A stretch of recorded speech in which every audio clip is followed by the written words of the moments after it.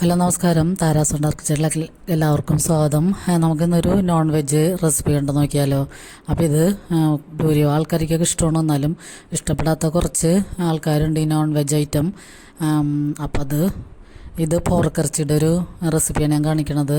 അപ്പോൾ പോർക്കിറച്ചി നമുക്ക് ഈസ്റ്റർ കഴിഞ്ഞാൽ പിന്നെ വാങ്ങി, അപ്പോൾ ഞാനത് കഴുകണതൊന്നും കാണിക്കണില്ല. നമ്മൾ നന്നായിട്ട് കഴുകി കുറച്ച് വിനാഗിരിയിലൊക്കെ ഇട്ട് നന്നായിട്ട് കഴുകി എടുക്കണം. അപ്പോൾ അതിന് ശേഷം ഞാനിത് പച്ചമുളകും ഇഞ്ചി വെളുത്തുള്ളി പേസ്റ്റും പിന്നെ കുറച്ച് ഉപ്പും കൂടി തിരുമ്മിയിട്ട് ഉപ്പിൽ വേവിച്ചെടുത്തേക്കണേണത്. കുക്കറിൽ വേവിച്ചെടുത്തിട്ടുണ്ട്. ഒരു 4 വിസിൽ കേട്ടിട്ടാണ് ഞാൻ ഓഫ് ചെയ്തത്. പിന്നെ നമുക്കിതിലേക്ക് തേങ്ങ വറുത്തരക്കണം. അപ്പോൾ തേങ്ങ അരച്ച് ചേർക്കുമ്പോഴാണ് ഇതിൻ്റെ പ്രത്യേകമായ നല്ല സ്വാദ് ഉണ്ടാവുന്നത്. അപ്പോൾ ഇത് നമുക്ക് തേങ്ങ ഇപ്പോൾ ഞാൻ കൂടുതൽ വറുക്കണ്ട്. അപ്പോൾ ഇത്രയും തേങ്ങ വറുത്തരക്കണതിൻ്റെ ആവശ്യമില്ല, ഞാൻ ഇതിൻ്റെ പകുതിയേ എടുക്കണുള്ളൂ. അപ്പോൾ നമുക്ക് അതിലേക്ക് കുറച്ച് കറിവേപ്പിലയും ഒരു 5-6 അല്ലി വെളുത്തുള്ളിയും കൂടി ചേർത്തിട്ട് നന്നായിട്ട് ചുമക്കെ വറുത്തെടുക്കാം. എന്നിട്ട് ഈ വറുത്ത തേങ്ങയിലേക്ക് തന്നെയാണ് ഞാൻ പൊടികൾ ചേർത്ത് കൊടുക്കുന്നത്.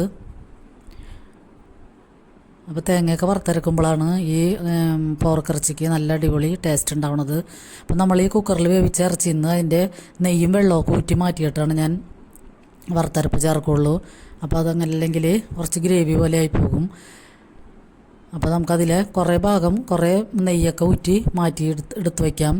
പിന്നെ നമ്മൾ ഈ തേങ്ങ നന്നായിട്ട് മൂത്ത് വരുമ്പോൾ അതിലേക്ക് ഒരു 2 ടീസ്പൂൺ മല്ലിപ്പൊടിയും ഒരു 1.5 ടീസ്പൂൺ മുളക് പൊടിയും 1/2 ടീസ്പൂൺ മഞ്ഞൾപ്പൊടിയും കൂടി ചേർത്തിട്ട് ഫ്ലെയിം ഓഫ് ചെയ്തിട്ടാണ് ഇതൊക്കെ ചേർക്കാൻ. എന്നിട്ട് അതിൻ്റെ തേങ്ങയുടെ ചൂടി കിടന്ന് ഈ പൊടികളൊക്കെ നന്നായിട്ട് വഴന്നു വന്നോളും. പിന്നെ നമ്മൾ കറിയൊക്കെ മൂപ്പിച്ചൊക്കെ ഇട്ടതിന് ശേഷമാണ് ഞാൻ ഗരം മസാലപ്പൊടിയും കുരുമുളക് പൊടിയും കൂടി ചേർക്കണത്. അപ്പോൾ നമ്മുടെ അരപ്പൊക്കെ ചൂടാറിയതിന് ശേഷം മിക്സിയിലിട്ട് നന്നായിട്ട് അടിച്ചെടുത്തിട്ടുണ്ട്. പിന്നെ ഞാൻ ഇതിലേക്ക് ഒരു മീഡിയം സൈസ് സവാളയും കുറച്ച് വെളുത്തുള്ളിയും കറിവേപ്പിലയും കൂടി ഇട്ട് മൂപ്പിച്ചതിന് ശേഷമാണ് ഈ അരപ്പിട്ടേക്കണത്. അപ്പോൾ ആ വീഡിയോ ഒക്കെ സ്കിപ്പായി പോയി. എന്നിട്ട് അരപ്പിട്ടിട്ട് നന്നായിട്ടൊന്ന് മൊരിഞ്ഞ് വരുമ്പോൾ നമുക്ക് ഈ അരപ്പ് കുക്കറിലേക്ക് തന്നെയാണ് ഞാൻ ഇടണത്. കുക്കറിലേക്ക് തന്നെ മിക്സ് ചെയ്തതിന് ശേഷം നന്നായിട്ട് മിക്സ് ചെയ്യാം. അപ്പോൾ ഇതിൽ ചെറുതായിട്ട് പിന്നെയും നെയ്യുടെ അംശമുണ്ട്. അപ്പോൾ അതൊക്കെ നമുക്ക് നന്നായിട്ട് വറ്റിച്ചെടുക്കാം.